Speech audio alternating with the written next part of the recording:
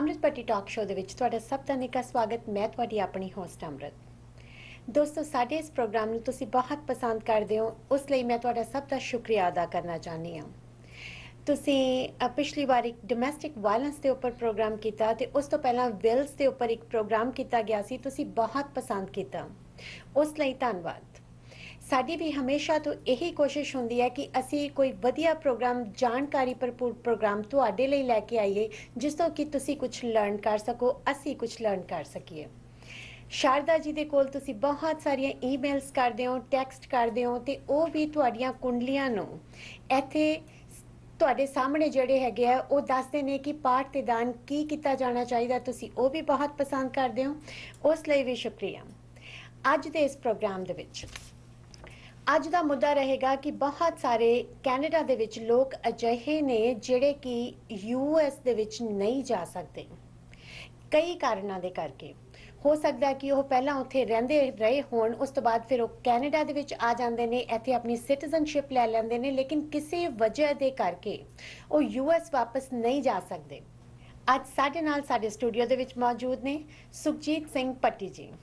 ਸੁਖਜੀਤ, ਸਵਾਗਤ ਹੈ ਜੀ। ਸਤਿ ਸ਼੍ਰੀ ਅਕਾਲ ਜੀ। ਸਤਿ ਸ਼੍ਰੀ ਅਕਾਲ ਸੁਖਜੀਤ, ਜਿਸ ਤਰ੍ਹਾਂ ਕਿ ਬਹੁਤ ਸਾਰੇ ਲੋਕ ਅਕਸਰ ਗੱਲਬਾਤ ਕਰਦੇ ਨੇ ਕਿ ਅਸੀਂ ਕੈਨੇਡਾ ਦੇ ਵਿੱਚ ਰਹਿੰਦੇ ਹਾਂ, ਅਸੀਂ ਇੱਥੇ ਪਰਮਾਨੈਂਟ ਰੈਜ਼ੀਡੈਂਟ ਹਾਂ, ਜਾਂ ਫਿਰ ਬਹੁਤ ਸਾਰੇ ਲੋਕ ਸਿਟੀਜ਼ਨ ਵੀ ਹੁੰਦੇ ਨੇ, ਲੇਕਿਨ ਕਿਸੇ ਵਜ੍ਹਾ ਦੇ ਕਰਕੇ ਉਹ US ਨਹੀਂ ਜਾ ਸਕਦੇ। ਤੁਸੀਂ ਜੁਰਿਸਟ ਡਾਕਟਰ ਹੋ US ਦੇ ਜਿਹੜਾ ਲਾਅ ਹੈਗਾ ਉਹਦੇ, ਸਾਨੂੰ ਇਹ ਦੱਸੋ ਕਿ ਕਿਹੜੇ ਕਿਹੜੇ ਰੀਜ਼ਨਸ ਹੁੰਦੇ ਨੇ ਕਿ US ਇਮੀਗ੍ਰੇਸ਼ਨ ਉਹਨਾਂ ਨੂੰ ਸਟਾਪ ਕਰਦੀ ਹੈ ਬਾਰਡਰ ਦੇ ਉੱਪਰ? ਇਹਦੇ ਕਈ ਕਾਰਨ ਹੋ ਸਕਦੇ ਆ ਜੀ। ਸਭ ਤੋਂ ਪਹਿਲਾ ਕਾਰਨ ਹੁੰਦਾ ਵੀ ਜੇ ਤੁਸੀਂ US ਦੇ ਵਿੱਚ ਓਵਰਸਟੇਲ ਕੀਤੀ ਹੈ, ਤੁਸੀਂ ਪਹਿਲਾਂ ਕਈ ਸਾਲ US ਦੇ ਵਿੱਚ ਰਹੇ ਹੋ, ਵਿਦਆਊਟ ਵੀਜ਼ਾ ਰਹੇ ਹੋ, ਜਾਂ ਤੁਹਾਡਾ ਵੀਜ਼ਾ ਐਕਸਪਾਇਰ ਹੋ ਗਿਆ ਕਿਸੇ ਕਿਸਮ ਦਾ ਵੀ, ਕੋਈ ਬਿਜ਼ਨਸ ਵੀਜ਼ਾ ਹੋ ਸਕਦਾ ਹੈ, ਤੁਹਾਡਾ ਕੋਈ ਵਿਜ਼ਟਰ ਵੀਜ਼ਾ ਹੋ ਸਕਦਾ ਹੈ, ਜਾਂ ਤੁਹਾਡਾ ਕੋਈ L1 inter company transfer visa ਹੋ ਸਕਦਾ ਹੈ, ਉਹ ਤੁਹਾਡਾ ਐਕਸਪਾਇਰ ਹੋ ਗਿਆ, ਤੁਸੀਂ ਫਿਰ ਵੀ ਉੱਥੇ ਰਹਿੰਦੇ ਰਹੇ। ਓਕੇ। ਉਸ ਦੇ ਦੌਰਾਨ ਤੁਸੀਂ ਕੈਨੇਡੀਅਨ ਇਮੀਗ੍ਰੇਸ਼ਨ ਲੈ ਲਈ ਤਾਂ ਤੁਸੀਂ ਕੈਨੇਡਾ ਦੇ ਵਿੱਚ ਆ ਗਏ। ਬਟ ਜੇ ਤੁਸੀਂ ਕੈਨੇਡੀਅਨ ਇਮੀਗ੍ਰੇਸ਼ਨ ਲੈ ਲੈਂਦੇ ਹੋ, ਜੇ ਤੁਸੀਂ ਸਿਟੀਜ਼ਨ ਬਣ ਜਾਂਦੇ ਹੋ, ਫਿਰ ਤਾਂ ਤੁਹਾਡਾ ਰਾਈਟ ਹੈ ਨਾ ਕਿ ਤੁਸੀਂ US ਦੇ ਵਿੱਚ ਜਾ ਸਕਦੇ ਹੋ। ਹਾਂਜੀ, ਤੁਸੀਂ ਜਾ ਸਕਦੇ ਹੋ ਐਜ਼ ਅ ਕੈਨੇਡੀਅਨ ਸਿਟੀਜ਼ਨ, ਪਰ ਉਹਨਾਂ ਦਾ ਜਿਹੜਾ ਬੈਕ ਰੈਕਡ ਹੁੰਦਾ ਹੈ US ਦੇ ਵਿੱਚ, ਉਹ ਓਵਰਸਟੇਲ ਦਾ ਸ਼ੋ ਹੁੰਦਾ ਜਦੋਂ ਤੁਸੀਂ ਵਾਪਸ ਫਸਟ ਟਾਈਮ ਜਾਂਦੇ ਹੋ।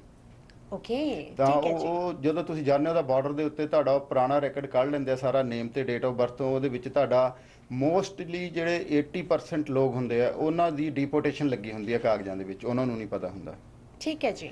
ਪਰ ਹੁੰਦਾ ਕੀ ਹੈ ਕਿ ਉਹ ਵਲੰਟਰੀ ਡਿਪਾਰਟ ਕਰ ਦਿੰਦੇ ਆ। ਓਕੇ। ਵਲੰਟਰੀ ਡਿਪਾਰਚਰ ਕਰਕੇ USA ਤੋਂ ਕੈਨੇਡਾ ਆ ਜਾਂਦੇ ਆ, ਕਿਉਂਕਿ ਕੈਨੇਡੀਅਨ ਉਹਨਾਂ ਦੀ PR ਹੋ ਜਾਂਦੀ ਹੈ, PR ਤੋਂ ਬਾਅਦ ਉਹ ਸਿਟੀਜ਼ਨ ਬਣ ਜਾਂਦੇ ਨੇ, ਪਰ ਡਿਪੋਰਟੇਸ਼ਨ ਕਾਗਜ਼ਾਂ ਦੇ ਵਿੱਚ ਉਹਨਾਂ ਦੀ ਚੱਲਦੀ ਰਹਿੰਦੀ ਹੈ। ਬਟ ਜੇ ਕਿਸੇ ਨੂੰ ਪਤਾ ਹੀ ਨਹੀਂ ਹੈਗਾ ਕਿ ਉਹਨਾਂ ਦੀ ਡਿਪੋਰਟੇਸ਼ਨ ਲੱਗੀ ਹੋਈ ਹੈ, ਤਾਂ ਫਿਰ ਉਹ ਪਤਾ ਕਿਸ ਤਰ੍ਹਾਂ ਕਰ ਸਕਦੇ ਨੇ? ਉਹਦੇ 2-3 ਤਰੀਕੇ ਹੈਗੇ ਆ। ਇੱਕ ਤਾਂ 1-800 ਨੰਬਰ ਹੁੰਦਾ ਜਿਸ ਤੋਂ ਤੁਸੀਂ ਉਹਨਾਂ ਦਾ ਸਟੇਟਸ ਪਤਾ ਕਰ ਸਕਦੇ ਹੋ ਜੀ।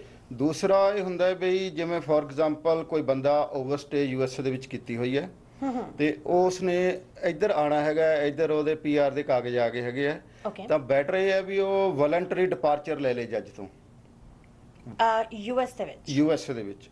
ਵਲੰਟਰੀ ਡਿਪਾਰਚਰ ਜੇ ਤੁਸੀਂ ਵਲੰਟਰੀ ਡਿਪਾਰਚਰ ਲੈ ਲੈਂਦੇ ਹੋ ਤਾਂ ਤੁਹਾਡੀ ਡਿਪੋਰਟੇਸ਼ਨ ਖਤਮ ਹੋ ਜਾਂਦੀ ਹੈ। ਫਿਰ ਤੁਸੀਂ ਜੱਜ ਨੂੰ ਇਹ ਕਹਿਣਾ ਵੀ ਮੈਂ ਵਲੰਟਰੀ ਡਿਪਾਰਚਰ ਲੈ ਕੇ ਯੂਨਾਈਟਿਡ ਸਟੇਟਸ ਛੱਡਣਾ ਚਾਹੁੰਦਾ ਕਿਉਂਕਿ ਮੈਨੂੰ PR ਜਿਹੜਾ ਕੈਨੇਡਾ ਤੋਂ ਮਿਲ ਰਿਹਾ ਹੈਗਾ, ਤਾਂ ਫਿਰ ਉਸ ਬੰਦੇ ਦੇ ਉੱਪਰ ਡਿਪੋਰਟੇਸ਼ਨ ਨਹੀਂ ਆਏਗੀ। ਹਾਂ, ਉਹ ਡਿਪੋਰਟੇਸ਼ਨ ਦਾ ਉਸ ਦਾ ਆਏਗੀ ਨਹੀਂ। ਉਸ ਤੋਂ ਤੁਹਾਨੂੰ ਪਹਿਲਾਂ ਕੇਸ ਪਾਉਣਾ ਪੈਂਦਾ ਵਲੰਟਰੀ ਡਿਪਾਰਚਰ ਦਾ ਕੋਰਟ ਦੇ ਵਿੱਚ, ਇਮੀਗ੍ਰੇਸ਼ਨ ਜੱਜ ਦੇ ਕੋਲੇ। ਫਿਰ ਜੱਜ ਉਹਨੂੰ ਕਹਿੰਦਾ ਠੀਕ ਹੈ ਵੀ ਜੇ ਤੂੰ ਆਪਣੇ ਕੰਟਰੀ ਛੱਡ ਕੇ ਜਾਣਾ ਚਾਹੁੰਦਾ ਹੈ ਤਾਂ ਉਹਨੂੰ ਮੋਸਟ ਆਫ ਦਾ ਟਾਈਮ ਉਹ 1 ਈਅਰ ਦਾ ਟਾਈਮ ਪੀਰੀਅਡ ਦੇ ਦਿੰਦੇ ਆ ਵੀ ਤੁਸੀਂ 1 ਈਅਰ ਦੇ ਵਿੱਚ US ਛੱਡ ਕੇ ਤੁਸੀਂ ਕੈਨੇਡਾ ਆ ਜਾਓ, ਤਾਂ ਜੋ ਤੁਸੀਂ ਇੱਧਰ ਜਦੋਂ ਤੁਸੀਂ ਤੁਹਾਡੀ ਸਿਟੀਜ਼ਨਸ਼ਿਪ ਹੋ ਜਾਏ ਜਾਂ PR ਹੋ ਜਾਏ ਤਾਂ ਤੁਸੀਂ ਦੁਬਾਰਾ ਉੱਥੇ US ਦੇ ਵਿੱਚ ਜਾ ਸਕਦੇ ਹੋ। ਪਰਫੈਕਟ। ਅਦਰਵਾਈਜ਼ ਨਹੀਂ। ਅਦਰਵਾਈਜ਼ ਨਹੀਂ। ਮਿਸਟਰ ਪੱਟੀ, ਕੀ ਇਹ ਜਿਹੀਆਂ ਕੋਈ ਹੋਰ ਵੀ ਕੈਟਾਗਰੀਜ਼ ਹੁੰਦੀਆਂ? ਇੱਕ ਤਾਂ ਤੁਸੀਂ ਦੱਸਦਾ ਕਿ ਓਵਰਸਟੇਲ ਹੁੰਦੀ ਹੈ, ਓਵਰਸਟੇਲ ਤੋਂ ਬਿਨਾਂ ਹੋਰ ਕੀ ਕੁਝ ਹੋ ਸਕਦਾ ਹੈ ਜਿਹਦੇ ਕਰਕੇ US ਬਾਰਡਰ ਦੇ ਉੱਪਰ ਜਿਹੜੀ ਹੈ ਉਹ ਐਂਟਰੀ ਤੋਂ ਮਨਾਹੀ ਕੀਤੀ ਜਾ ਸਕਦੀ ਹੈ? ਜ਼ਿਆਦਾ ਜਿਹੜੇ ਗਰਾਊਂਡ ਹੈਗੇ ਆ ਉਹ ਡਿਪੋਰਟੇਸ਼ਨ ਦੇ ਤੇ ਓਵਰਸਟੇਲ ਦੇ ਹੁੰਦੇ ਆ, ਤਾਂ ਰਿਮੂਵਡ ਕਰ ਦਿੰਦੇ ਤੁਹਾਨੂੰ ਕੰਟਰੀ ਦੇ ਵਿੱਚੋਂ। ਵੀ ਤੁਸੀਂ ਤੁਹਾਡੇ ਬੈਗ ਐਂਡ ਬੈਗੇਜ ਦੇ ਆਰਡਰ ਹੁੰਦੇ US ਦੇ ਵਿੱਚ, ਕਿਸੇ ਨੇ ਅਸਾਈਲਮ ਕੀਤਾ ਹੋਇਆ, ਅਸਾਈਲਮ ਉਹਦਾ ਗ੍ਰਾਂਟ ਨਹੀਂ ਹੋਇਆ ਤਾਂ ਉਹ ਓਵਰਸਟੇ ਕਰ ਗਿਆ, ਫਿਰ ਨਾ ਜੱਜ ਦੇ ਪੇਸ਼ ਹੋਇਆ, ਨਾ ਉਹਨੇ BIA ਦੇ ਵਿੱਚ ਅਪੀਲ ਕੀਤੀ, ਬੋਰਡ ਆਫ ਇਮੀਗ੍ਰੇਸ਼ਨ ਅਪੀਲ ਦੇ ਵਿੱਚ, ਨਾ ਉਹਨੇ ਅੱਗੇ ਕੋਈ ਰਿਟ ਕੀਤੀ ਜੇ ਵੀ ਅਪੀਲ ਹੋਈ ਹੈ। ਤਾਂ ਉਹਦਾ ਰੀਜ਼ਨ ਕੀ ਹੁੰਦਾ ਕਿ ਲੋਕ ਇੰਝ ਹੀ ਰਹਿੰਦੇ ਆ। ਫਿਰ ਇਨ ਦਾ ਮੀਨ ਟਾਈਮ ਕੀ ਹੁੰਦਾ ਵੀ ਇੱਧਰ ਕੈਨੇਡਾ ਦੇ ਵਿੱਚ ਆ ਜਾਂਦੇ ਆ, ਜਦੋਂ ਕੈਨੇਡਾ ਦੇ ਵਿੱਚ ਉਹਨਾਂ ਦਾ ਕੇਸ ਗ੍ਰਾਂਟ ਹੁੰਦਾ ਹੈ ਗ੍ਰਾਂਟ ਹੋਣ ਤੋਂ ਬਾਅਦ ਉਹਨਾਂ ਨੂੰ ਇਹ ਹੁੰਦਾ ਵੀ ਅਸੀਂ ਸਿਟੀਜ਼ਨ ਹੋ ਗਏ, ਹੁਣ ਅਸੀਂ USA ਜਾ ਸਕਦੇ ਹਾਂ। ਸੋ ਜਿਹੜੀ ਕੈਨੇਡੀਅਨ ਸਿਟੀਜ਼ਨ ਹੈਗੇ ਆ, ਯੈਸ ਇਹ ਉਹਨਾਂ ਦਾ ਰਾਈਟ ਤਾਂ ਜ਼ਰੂਰ ਹੈਗਾ, ਲੇਕਿਨ ਇਸ ਤਰ੍ਹਾਂ ਨਹੀਂ ਹੈ, ਉਹਨਾਂ ਨੂੰ ਪਹਿਲਾਂ ਪਰਮਿਸ਼ਨ US ਇਮੀਗ੍ਰੇਸ਼ਨ ਦੀ ਲੈਣੀ ਪੈਂਦੀ ਹੈ ਉਧਰ ਜਾਣ ਦੇ। ਹਾਂ, ਲੈਣੀ ਪੈਂਦੀ ਹੈ, ਜਾਂ ਤੁਹਾਨੂੰ ਜ਼ਿਆਦਾ ਤੁਹਾਨੂੰ ਜਿਵੇਂ ਦੱਸਿਆ ਵੀ ਵਲੰਟਰੀ ਡਿਪਾਰਚਰ ਲੈ ਕੇ ਫੇਰ ਕੈਨੇਡਾ ਦੇ ਵਿੱਚ ਆਓ। ਜੇ ਤੁਸੀਂ ਵਲੰਟਰੀ ਡਿਪਾਰਚਰ ਨਹੀਂ ਲਿਆ ਤਾਂ ਤੁਹਾਨੂੰ ਰੋਕ ਲਿਆ ਉਹਨਾਂ ਨੇ, ਤੁਹਾਨੂੰ 5 ਸਾਲ ਦੀ ਨਾਰਮਲੀ ਬੈਨ ਲਾਤੀ ਉਹਨਾਂ ਨੇ, ਜਾਂ 10 ਸਾਲ ਦੀ। ਇਹ ਬੈਨ ਵੀ ਕਈ ਸਾਲਾਂ ਤੱਕ ਦੇ ਹੁੰਦੇ ਨੇ। 5 ਸਾਲ 10 ਸਾਲ 20 ਸਾਲ ਤੱਕ ਵੀ ਬੈਨ ਲੱਗ ਜਾਂਦੀ ਹੈ। ਤੇ ਇਹ ਫਿਰ ਬੈਨ ਜੇ ਲੱਗ ਜੇ ਬਾਈ ਚਾਂਸ ਕਿਸੇ ਦੇ ਵੀ ਲੱਗਿਆ ਹੋਵੇ ਤਾਂ ਉਹਨੂੰ ਰਿਮੂਵ ਕਰਾਉਣ ਦਾ ਪ੍ਰੋਸੀਜਰ ਕੀ ਹੈ? ਉਹਦਾ ਪ੍ਰੋਸੀਜਰ ਇਹ ਹੈਗਾ ਵੀ ਜੇ ਕਿਸੇ ਨੂੰ, ਜਿਵੇਂ ਫੋਰ ਐਗਜ਼ਾਮਪਲ ਬੰਦਾ ਪਹਿਲਾਂ US 'ਚ ਰਹਿੰਦਾ ਸੀਗਾ, ਫਿਰ ਇੱਧਰ ਕੈਨੇਡਾ ਦੇ ਵਿੱਚ ਆ ਗਿਆ ਉਹ, ਉਸ ਤੋਂ ਬਾਅਦ ਉਹ USA ਦੁਬਾਰਾ ਸਿਟੀਜ਼ਨ ਬਣ ਕੇ ਜਾਂ PR ਲੈ ਕੇ ਉਹ ਉੱਧਰ ਜਾਣਾ ਚਾਹੁੰਦਾ ਹੈ, ਉਹਨੂੰ ਬਾਰਡਰ ਦੇ ਉੱਤੇ ਰੋਕ ਲਿਆ ਉਹਨਾਂ ਨੇ ਜੀ, ਤਾਂ 5 ਸਾਲ ਵਾਸਤੇ ਉਹਨੂੰ ਰਿਮੂਵ ਕਰਤਾ ਫੋਰ ਐਗਜ਼ਾਮਪਲ। ਓਕੇ, ਤਾਂ ਉਹਨਾਂ ਨੇ ਕੈਨੇਡਾ ਨੂੰ ਵਾਪਸ ਮੋੜਤਾ ਉਹਨਾਂ ਨੂੰ, ਤਾਂ ਉਹਨੂੰ ਫਿਰ ਵੇਵਰ ਲੈਣੀ ਪਊਗੀ, ਰੀਹੈਬਿਲਿਟੇਸ਼ਨ ਕਹਿੰਦੇ ਉਹਨੂੰ। ਵੇਵਰ? ਹਾਂਜੀ, ਉਹਨੂੰ ਵੇਵ ਕਰਾਣੀ ਪਊਗੀ ਉਹ ਕੰਡੀਸ਼ਨ ਜਦੋਂ ਤੁਹਾਨੂੰ ਰਿਮੂਵ ਕਰ ਦਿੰਦੇ USA ਦੇ ਵਿੱਚੋਂ। ਔਰ ਇਹ ਸਾਰੇ ਪ੍ਰੋਸੀਜਰ ਦੇ ਉੱਪਰ ਲਾਈਕ ਇਮੀਗ੍ਰੇਸ਼ਨ, US ਇਮੀਗ੍ਰੇਸ਼ਨ ਨੂੰ ਤੁਸੀਂ ਕਿੰਨੀ ਫੀਸ ਦੇਣੀ ਹੁੰਦੀ ਹੈ? ਇਹਦੀ ਫੀਸ ਹੈਗੀ ਹੈ $585 ਫੀਸ ਹੈਗੀ ਹੈ। ਪਰ ਫੀਸ ਤੋਂ ਇਲਾਵਾ ਇਹਦਾ ਪ੍ਰੋਸੈਸ ਹੈਗਾ ਵੀ ਤੁਹਾਨੂੰ ਪਹਿਲਾਂ RCMP ਤੋਂ ਇੱਧਰ, ਜੇ ਤੁਸੀਂ ਕੈਨੇਡਾ ਦੇ ਵਿੱਚ ਹੋ ਤਾਂ ਤੁਹਾਨੂੰ ਫਿੰਗਰਪ੍ਰਿੰਟ ਕਰਾਉਣੇ ਪੈਂਦੇ ਆ ਪਹਿਲਾਂ, ਵੀ ਤੁਹਾਡਾ ਕੋਈ ਕ੍ਰਿਮੀਨਲ ਰੈਕੋਰਡ ਤਾਂ ਨਹੀਂ ਹੈਗਾ ਕੈਨੇਡਾ ਦੇ ਵਿੱਚ। ਫਿਰ ਤੁਹਾਨੂੰ ਇੱਥੇ ਦੱਸਣਾ ਪੈਂਦਾ ਵੀ ਤੁਸੀਂ ਇੱਥੇ ਆਲਰੇਡੀ ਸੈਟਲ ਡਾਊਨ ਹੈਗੇ ਹੋ। ਫਿਰ ਤੁਹਾਨੂੰ ਦੱਸਣਾ ਪੈਂਦਾ ਵੀ ਤੁਹਾਡੇ ਫੈਕਟਸ ਕੀ ਨੇ ਐਕਚੁਅਲੀ, ਵੀ ਤੁਸੀਂ ਵਿਜ਼ਟਰ ਜਾਣਾ ਚਾਹ ਰਹੇ ਹੋ, ਬਿਜ਼ਨਸ ਜਾਣਾ ਚਾਹ ਰਹੇ ਹੋ, ਜਾਂ ਤੁਸੀਂ ਇਮੀਗ੍ਰੈਂਟ ਹੋਣਾ ਚਾਹ ਰਹੇ ਹੋ। ਤਾਂ it's a long process. Long process ਹੈਗਾ, ਪਰ ਇੰਨਾ ਲੌਂਗ ਨਹੀਂ ਹੈ, ਅਬਾਊਟ 4 to 6 ਮੰਥਸ ਦੇ ਵਿੱਚ ਅੱਜ ਕੱਲ੍ਹ ਵੇਵਰ ਹੋ ਜਾਂਦੀ ਹੈਗੀ ਆ। ਪਰਫੈਕਟ। ਤਾਂ ਆਫਟਰ ਦੈਟ ਜਦੋਂ ਤੁਸੀਂ ਇਧਰੋਂ ਕਰਾ ਲੈਂਦੇ ਹੋ ਫਿੰਗਰਪ੍ਰਿੰਟ, ਜਦੋਂ ਤੁਹਾਡੇ ਆ ਗਏ ਫਿੰਗਰਪ੍ਰਿੰਟ ਵਾਪਸ, ਵੀ RCMP ਨੇ ਕਿਹਾ ਵੀ ਕੋਈ ਰੈਕੋਰਡ ਨਹੀਂ ਹੈਗਾ ਜੀ, ਤਾਂ ਤੁਹਾਨੂੰ ਫਿਰ ਬਾਰਡਰ ਦੇ ਉੱਤੇ ਜਾ ਕੇ US ਦੇ ਫਿੰਗਰਪ੍ਰਿੰਟ ਕਰਾਉਣੇ ਪੈਂਦੇ, ਵੀ US ਦੇ ਵਿੱਚ ਪਹਿਲਾਂ ਤਾਂ ਕੋਈ ਰੈਕੋਰਡ ਤੁਹਾਡਾ ਹੈ ਨਹੀਂ ਸੀਗਾ। ਰਾਈਟ। ਜੇ ਤੁਹਾਡਾ ਕੋਈ ਰੈਕੋਰਡ ਨਹੀਂ ਹੈਗਾ, ਤੁਸੀਂ $585 ਭਰਨੇ ਆ ਤੇ ਨਾਲ ਉਹਦੇ ਕੁਝ ਐਡੀਸ਼ਨਲ ਡਾਕੂਮੈਂਟ ਲਾਣੇ ਆ, ਤਾਂ ਤੁਸੀਂ ਤੁਹਾਡਾ ਵੇਵਰ ਜਿਹੜਾ ਉਹ ਕਰ ਦਿੰਦੇ ਹੈਗੇ ਆ। ਇਹ ਤਾਂ ਹੋਈ ਜੀ ਜਿਹੜੇ ਇਮੀਗ੍ਰੈਂਟਸ ਹੈਗੇ ਨੇ ਇੱਥੇ, PR ਕਾਰਡ ਹੋਲਡਰ ਜਾਂ ਫਿਰ ਸਿਟੀਜ਼ਨ ਹੈਗੇ ਕੈਨੇਡੀਅਨ। ਲੇਕਿਨ ਇੱਕ ਕੁਐਸਚਨ ਹੋਰ ਵੀ ਮਾਈਂਡ ਚ ਆਉਂਦਾ ਜੀ, ਕਈ ਵਾਰੀ ਸਾਡੇ ਕੋਲੇ ਵਿਜ਼ਿਟਰ ਆ ਜਾਂਦੇ ਨੇ ਜਿਹੜੇ ਕੈਨੇਡਾ ਦੇ ਵਿੱਚ, ਉਹਨਾਂ ਦੇ ਕੋਲੇ US ਦਾ ਵੀਜ਼ਾ ਵੀ ਹੁੰਦਾ ਹੈ, ਕੈਨੇਡੀਅਨ ਵੀਜ਼ਾ ਵੀ ਹੁੰਦਾ ਹੈ, ਲੇਕਿਨ ਸਿੰਗਲ ਐਂਟਰੀ ਵੀਜ਼ਾ ਵੀ ਹੁੰਦਾ ਹੈ।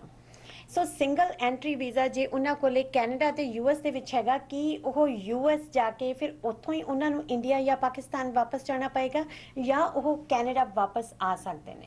ਜਿਹੜੇ ਬੰਦਿਆਂ ਕੋਲੇ ਕੈਨੇਡੀਅਨ ਸਿੰਗਲ ਐਂਟਰੀ ਵੀਜ਼ਾ ਹੈਗਾ ਕੈਨੇਡਾ ਦਾ, ਔਰ ਪਲੱਸ USA ਦਾ ਵੀਜ਼ਾ ਹੈਗਾ, ਉਹ USA ਜਾ ਕੇ ਵਾਪਸ ਦੁਬਾਰਾ ਆ ਸਕਦੇ, ਉਹਨਾਂ ਵਾਸਤੇ ਉਹ multiple under train after agreement.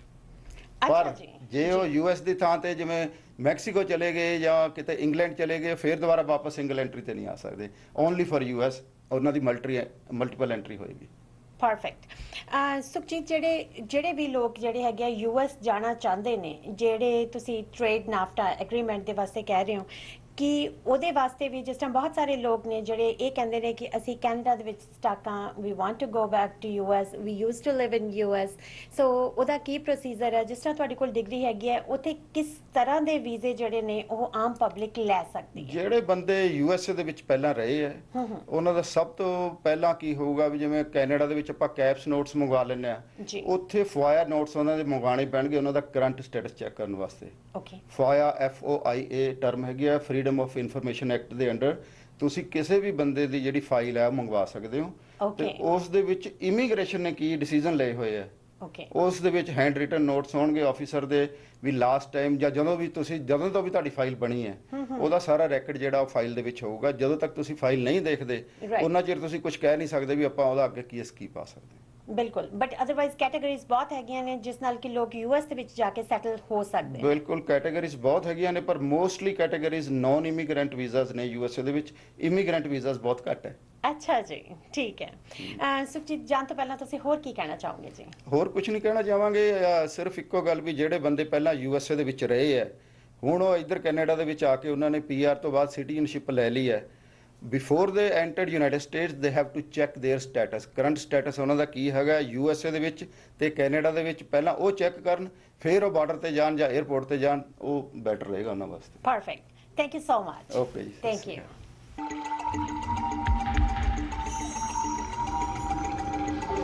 Welcome to quality garment. बहुत ही लंबे अरसे तो ਲੋਅਰ ਮੇਨਲੈਂਡ ਦੇ ਵਿੱਚ ਆਪਣੀ ਕਮਿਊਨਿਟੀ ਦੀ ਸੇਵਾ ਕਰਦਾ ਆ ਰਿਹਾ ਕੁਆਲਿਟੀ ਗਾਰਮੈਂਟ ਹੁਣ ਬੰਦ ਹੋਣ ਜਾ ਰਿਹਾ, ਜਿਸ ਵਿੱਚ ਅਸੀਂ ਕਲੋਜ਼ ਆਊਟ ਸੇਲ ਵਿੱਚ ਬਹੁਤ ਹੀ ਆਈਟਮ ਸਪੈਸ਼ਲ ਲਗਾਈਆਂ ਹੋਈਆਂ। ਇਸ ਵੀਕਐਂਡ ਤੇ ਅਸੀਂ ਇੱਕ ਹੋਰ ਆਈਟਮ ਸਪੈਸ਼ਲ ਕਰਨ ਜਾ ਰਹੇ ਹਾਂ, ਬੈਡ ਇਨ ਬੈਗ। ਇਹ 14 piece bed in bag with curtains, shams, everything included ਸਿਰਫ ਅਸੀਂ $75 ਦਾ ਲਗਾ ਰਹੇ ਹਾਂ। ਤੇ ਲੈਦਰ ਜੈਕਟ ਬੱਚਿਆਂ ਦੀਆਂ ਤੇ ਲੇਡੀਜ਼ ਦੀਆਂ ਲੈਦਰ ਜੈਕਟ, ਜਿਹਦੇ ਵਿੱਚ ਅਲੱਗ-ਅਲੱਗ ਕਲਰ ਮਿਲ ਜਾਣਗੇ, ਤੇ ਸਾਈਜ਼ ਸਿਰਫ $10 ਦੀ ਲਗਾ ਰਹੇ ਹਾਂ। ਬੱਚਿਆਂ ਦੀਆਂ ਜੀਨਸ ਪੈਂਟਾਂ, ਜਿਹਦੇ ਵਿੱਚ ਗਰਲਸ ਦੇ ਬॉयਜ਼ ਦੇ ਸਾਈਜ਼ ਸਿਰਫ $5 ਦੀ ਲਗਾਉਣ ਜਾ ਰਹੇ ਹਾਂ। ਤੇ ਇਸ ਤੋਂ ਇਲਾਵਾ ਬੱਚਿਆਂ ਦੇ ਕੋਟ ਪੈਂਟ, ਜਿਹੜੇ ਸਿਰਫ ਅਸੀਂ $50 ਤੋਂ ਸਟਾਰਟਿੰਗ ਹੋਊਗੀ, ਤੇ ਇਸ ਤੋਂ ਬਾਅਦ ਆਪ ਸਾਈਜ਼ ਜਾਣਗੇ ਤੇ ਉਹਨਾਂ ਦੀ ਪ੍ਰਾਈਸ ਡਿਫਰੈਂਟ ਹੋਊਗੀ। ਤੇ ਇਸ ਤੋਂ ਇਲਾਵਾ ਅਸੀਂ ਮੈਨਸ ਦੇ ਕੋਟ ਪੈਂਟ, ਜਿਨ੍ਹਾਂ ਦੇ ਵਿੱਚ ਅਲੱਗ-ਅਲੱਗ ਸਾਈਜ਼ ਕਲਰਸ ਤੁਹਾਨੂੰ ਮਿਲ ਜਾਣਗੇ, ਤੇ ਉਹ ਲਗਾਉਣ ਜਾ ਰਿਹਾ $75। ਇਸ ਤੋਂ ਇਲਾਵਾ ਸਟੋਰ ਵਾਈਡ ਸਾਡੇ ਕੋਲ ਬਹੁਤ ਹੀ ਆਈਟਮ ਸੇਲ ਤੇ ਨੇ, ਤੇ ਰੈਡੀਮੇਡ ਦੇ ਉੱਤੇ ਵੀ ਅਸੀਂ ਫੁੱਲ ਡਿਸਕਾਊਂਟਡ ਪ੍ਰਾਈਸਿਸ ਦੇ ਰਹੇ ਹਾਂ। ਇਸ ਸੇਲ ਦਾ ਫਾਇਦਾ ਉਠਾਉਣ ਲਈ ਤੁਹਾਨੂੰ ਪਹੁੰਚਣਾ ਪੈਣਾ ਕੁਆਲਿਟੀ ਗਾਰਮੈਂਟ ਤੇ। ਸਾਡੀ ਲੋਕੇਸ਼ਨ ਹੈ ਡੈਲਟਾ ਸ਼ਾਪਰਸ ਮਾਲ, ਸਕਾਟ ਰੋਡ। ਸਾਡਾ ਫੋਨ ਨੰਬਰ ਹੈ 6045964262।